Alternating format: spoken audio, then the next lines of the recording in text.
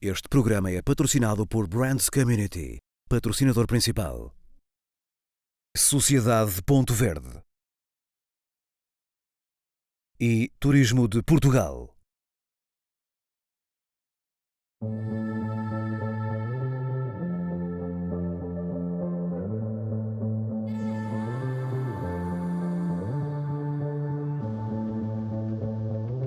Nos últimos anos, Portugal tem estado sob os holofotes do turismo. O número de horas de sol, a segurança e a diversidade de paisagens a uma curta distância são alguns dos motivos que atraem milhares de visitantes. E não só.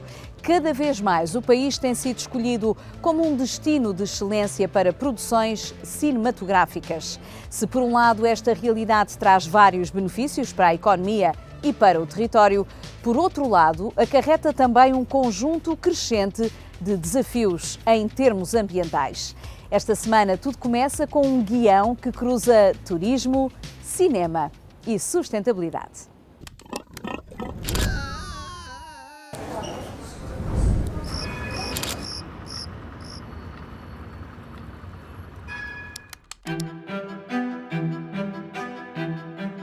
Pequeno no tamanho, mas grande na riqueza natural e histórica, Portugal tem sido considerado nos últimos anos um dos melhores destinos turísticos do mundo. O clima ameno, a variedade paisagística e arquitetónica e as infraestruturas de primeira linha são alguns dos motivos que tornam o país muito procurado não só por turistas, mas cada vez mais pela indústria do cinema e da televisão.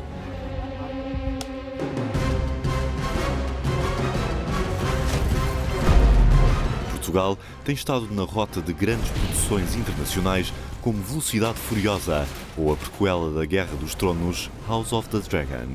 Da ficção para a realidade, a realização de filmes e séries em solo nacional tem um efeito multiplicador na economia, mas também traz um conjunto de desafios quando pensamos em sustentabilidade.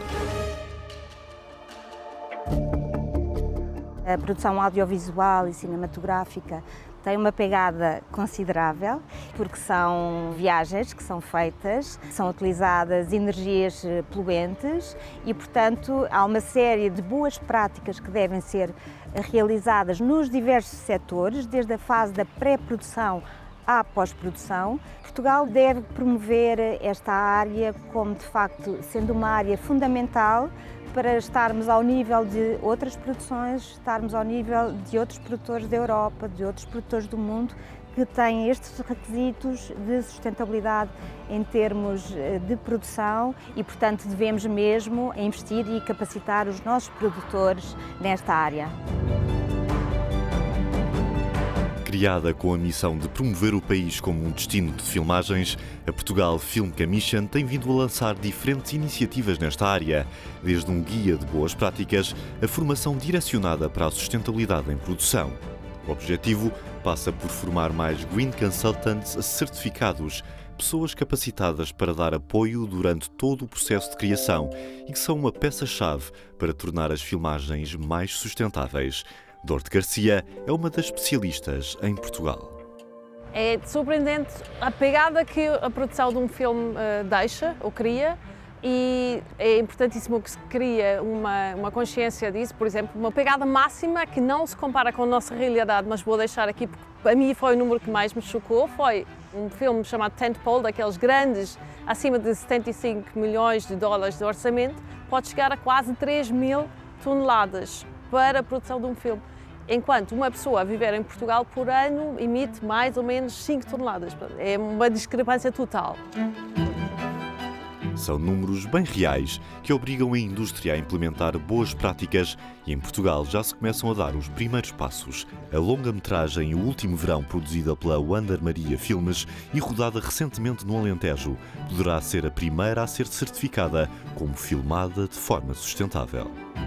Começa pela questão da energia, por exemplo, o tipo de energia que nós usamos no projeto. Tentamos sempre tirar partido da energia ou do local, a energia de ligação à rede, ou então energia com baterias, powerbanks, ou seja, uma energia mais limpa, evitando o quê? Que é o mais comum no cinema muitas vezes, que é o uso de geradores.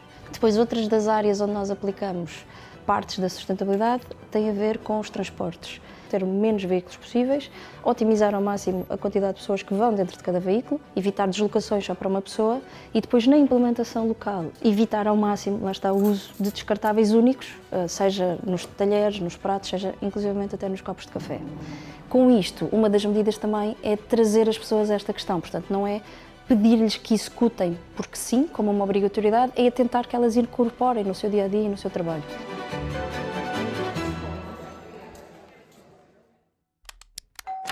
Bienvenue!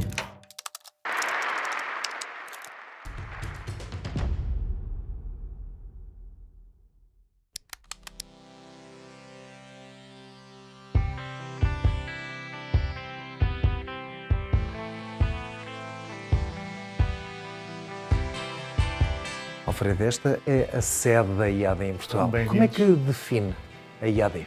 A IAD é uma agência de mediação imobiliária, portanto, na gênese fazemos o mesmo que todas as outras agências de mediação imobiliária. O que nos distingue é, por um lado, o cariz digital, fundamentalmente digital, desmaterializamos o modelo de negócio, a independência dos nossos consultores, porque cada um deles é como se fosse dono, de facto, do seu próprio negócio, e é também, depois, um modelo de negócio verdadeiramente internacional. A partir destes escritórios, é difícil imaginar que a rede de consultores independentes da IAD em Portugal conte com cerca de 1000 pessoas. O nosso país foi o primeiro mercado onde a IAD apostou em 2015. A empresa nasceu em França em 2008, mas cedo acreditou que a internacionalização seria o caminho a seguir.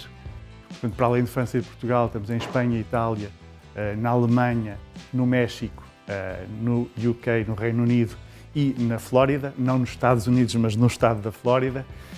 Somos cerca de, muito perto de 20 mil consultores nestes 8 países. O modelo de negócio é exatamente o mesmo em todos os países onde operamos. Os nossos empreendedores podem desenvolver também o seu negócio nos outros países onde a IAD está presente e, portanto, é muito importante que mantenhamos um fio condutor universal neste modelo. Presente um pouco por todo o país, a formação é um elemento estratégico para a IAD, como são também os eventos. Momentos fundamentais quando se torna importante alinhar a visão da empresa com toda a rede de consultores independentes. Nós temos vários eventos anuais de caráter distinto, portanto temos uma convenção nacional que é o grande evento do ano. Depois temos eventos relacionados com formação e coaching. Temos também eventos de team building e aqui não posso deixar de destacar um evento também a nível nacional que se chama o IAD World Challenge e que reúne os top performers das diferentes filiais do grupo a um destino exclusivo. E depois também participamos anualmente no SIL, no Salão Imobiliário de Portugal, que tem lugar na FIL em Lisboa e, portanto, além de ser uma oportunidade para nós comunicarmos a nossa marca, é também um momento de coesão e de união também da nossa equipa de consultores imobiliários independentes. O mercado imobiliário, depois de vários anos de crescimento, travou em 2022. Os conflitos internacionais, a subida dos juros nos créditos à habitação e a inflação são algumas das razões. Mas os sinais de recuperação parecem começar a aparecer, pelo menos para aquela que afirma ser a 6ª maior rede imobiliária em Portugal em número de consultores. Em 2016 foi o primeiro ano fiscal que fechámos com 300 mil euros, depois fizemos 1,8, 4 milhões, 6 milhões, 10 milhões. Antes do Covid tínhamos feito 70% de crescimento e desde aí temos mais ou menos andado à volta desse valor, 16, 17 milhões de euros de volume de negócio. Apesar de tudo, o mercado tem-se mostrado relativamente resiliente. Portanto, nós estamos a falar de um mercado que caiu em número de transações cerca de 20% o ano passado. A IAD, um bocadinho em contraciclo, manteve o volume de negócios e, portanto, quer dizer que ganhamos um bocadinho de cota de mercado. Neste momento, nós estamos com um mercado que está relativamente estabilizado, eu diria.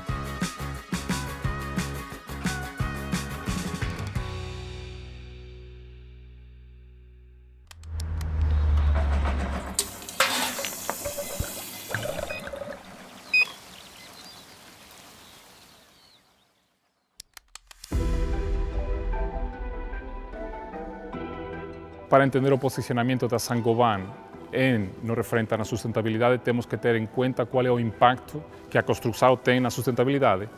E, nesse sentido, 40% das emissões de CO2 na União Europeia vem da habitação e da construção. A Saint-Gobain nasceu em França no ano de 1665 por ordem do rei Luís XIV, inicialmente com o objetivo de fornecer espelhos ao Palácio de Versalhes. Passados mais de 3 séculos, ao dia de hoje, a marca que começou por servir o Rei Sol é uma multinacional com uma visão de sustentabilidade a longo prazo. Internamente há compromisso de reduzir a pegada carbónica das nossas atividades e, nesse sentido, a Saint-Gobain tem o compromisso de atingir neutralidade carbónica no ano 2050. Nós estamos a trabalhar em fornecimento de materiais mais leves e sustentáveis. E, por outro lado, no mercado de reforma de edifícios, onde precisamos de ter edifícios que sejam muito mais eficientes energeticamente, a Saint-Gobain consegue dar soluções a envolvente todos os edifícios. A inovação é um elemento central na estratégia da Saint-Gobain para criar produtos que consigam responder às exigências do planeta e do mercado. Uma dessas exigências é o uso do plástico de forma responsável. Nas embalagens temos diferentes situações. Por exemplo, temos situações onde temos baldes de plástico que estão a ser trocados por plástico reciclado. No ano 2023, utilizamos 75% de embalagens já em plástico reciclado. Temos uma segunda parte que é fazer que as embalagens de papel consigam ser reutilizáveis, para o qual estamos a trabalhar em eliminar qualquer elemento de plástico que possam ter. E, por último, estamos a disponibilizar no mercado soluções que não precisam de embalagens, com o qual, no ano 2023, conseguimos poupar aproximadamente 50 toneladas de CO2 por não utilizar embalagens. O caminho para a sustentabilidade tem de ser feito por todas as empresas e por todos os setores. Para a quase centenária tabaqueira, isso significa minimizar os impactos negativos associados à sua atividade, seja no produto ou ao longo de toda a cadeia de valor. Estamos constantemente procurando opções alternativas para reduzir as externalidades das nossas operações. Um exemplo são as embalagens, outro exemplo é o utilizo da energia, vem de energia solar, que nós próprios recolhemos com os painéis solares. Vamos ainda a investir mais este ano para chegar até 40% da energia da fábrica proveniente de energia solar. Desde 2016 que a subsidiária da Philip Morris International afirma estar empenhada na sua visão de um mundo sem fumo. E além das campanhas de sensibilização ambiental, a empresa tem o objetivo de, em 2040, atingir a neutralidade carbónica de toda a cadeia de valor. Temos reduzido de mais de 70% o utilizo de água e de energia e temos uma campanha de sensibilização para os utilizadores chamada Portugal não é um cinzeiro, onde temos oferecido mais de 100.000 cinzeiros portáteis a fumadores portugueses para sensibilizá-los de que tem que fazer com essa beata, que não tem que ir para o chão, mas tem que ir próprio para o cinzeiro.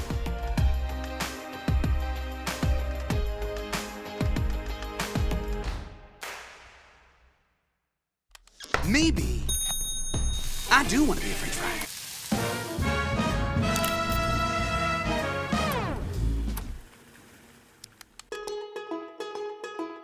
Foi há 70 anos que o Burger King abriu portas em Miami com o conceito de self-service dining. 3 anos depois, nascia a grande estrela da marca e desde aí ficou conhecido como a Casa do Whopper. A receita do famoso hambúrguer é considerada o ingrediente principal de sucesso a nível internacional. Agora a marca diz que há um Whopper mais Whopper que nunca e Portugal é o segundo país europeu a provar as novidades deste ícone. O Whopper é o nosso produto icónico, é aquela referência clássica pela qual somos conhecidos e agora estamos a lançar uma versão ainda melhorada, o melhor Whopper que nunca. Desde o pão, que é um pão mais fofo, uma carne que é uma carne mais saborosa, que os sabores são acentuados e com os acompanhamentos também frescos, cortados na hora, que em conjunto tornam um produto suculento, um produto apetecível e que vai de certeza surpreender pela positiva aos nossos clientes. Uau! O Whopper com mais sabor que nunca. Com uma nova campanha de comunicação, o lançamento personifica o ADN inovador e criativo do Burger King, sempre atento às novas tendências e com vontade em acompanhar o paladar dos fãs. O Whopper é quase tão antigo como a própria história da marca e quisemos aproveitar os 70 anos para melhorar esse produto. Portanto, o que nós fizemos foi efetivamente ouvir os nossos clientes, os consumidores, perceber aquilo que estávamos a fazer bem e pegar nos pontos que ainda podiam ser melhorados para realçar o sabor, ir ao encontro daquilo que nos pediam os consumidores, e achámos que este era o momento certo para o fazer. Presente em Portugal há 23 anos, o Burger King tem vindo a consolidar-se no mercado nacional com a abertura de novos espaços de norte a sul do país. A ideia é alcançar os 200 restaurantes até o final do ano e criar 1.200 postos de trabalho nos próximos 3 anos, levando até aos portugueses aquele que diz ser o autêntico sabor da grelha. Nós temos uma operação ibérica, portanto trabalhamos bastante bem as sinergias a nível de equipa e a nível de parceiros. Existe também uma equipa de inovação, que é uma equipa ibérica e que trabalha para os dois mercados. Portanto, quando procuramos ouvir o consumidor, procuramos perceber nos dois países aquilo que faz sentido. Isso também se aplica quando trabalhamos e quando vamos para o mercado com este tipo de inovação, não só falando no Whopper especificamente, mas também no outro tipo de lançamentos. O crescimento tem sido positivo, tanto em cota de mercado como em vendas, e temos aproximado depois do nosso concorrente, e aquilo que aspiramos é realmente ser a marca favorita dos consumidores dentro do nosso sector.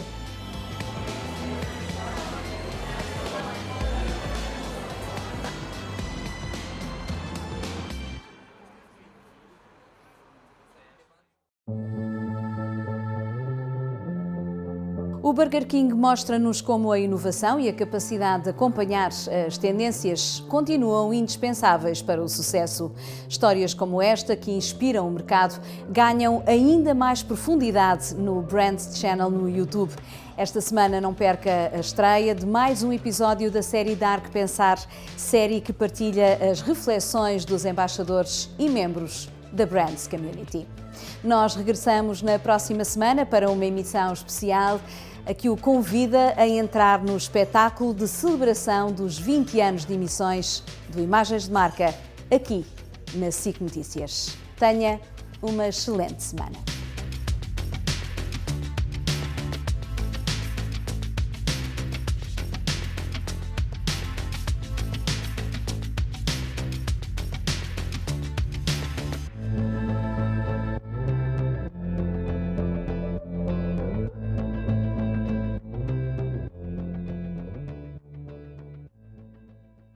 Este programa é patrocinado por Brands Community, patrocinador principal. Sociedade Ponto Verde e Turismo de Portugal.